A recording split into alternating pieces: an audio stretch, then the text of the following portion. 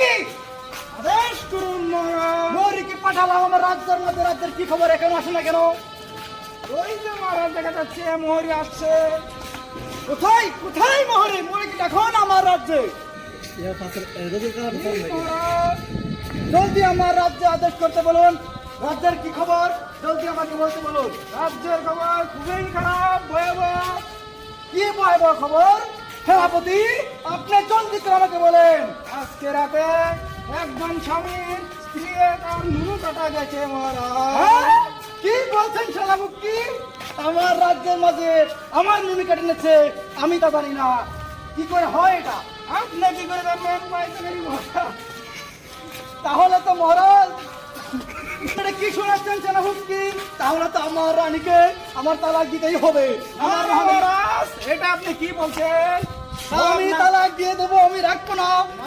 যদি আমার চলে যায় তাহলে আমার কি হবে? সব নারী এক সমান হয় না মহারাজ। তা কি করে আমি বিশ্বাস করি? মহারানীকে তালাক দিলে কি করে হবে? আপনার রাজ্য কলঙ্ক হয়ে যাবে। তাহলে তাহলে আমি কি করবো? আমার রাজ্য ছেড়ে আমার এখন চলে যেতে বাধ্য হব। এখন একটাই উপায়, আপনার নুনুকে সুরক্ষা এখন আমার সুরক্ষার জন্য আপনি কার্যকলাপ শুরু করে দেন। ঠিক আছে মহারাজ, আমি দেখছি। মরি মরি আদেশ করুন।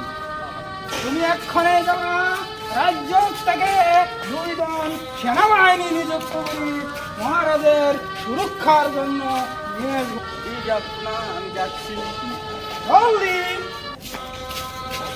মরি আদেশ করুন আপনারা। তুমি এক্ষণে চলে যাবা, রানীমার কাছে গিয়ে রানীমাকে বোঝাবা যাতে মহারাজের কবচটা সুরক্ষিত থাকে। ঠিক আছে, আপনারা আমি এক্ষুনি যাচ্ছি।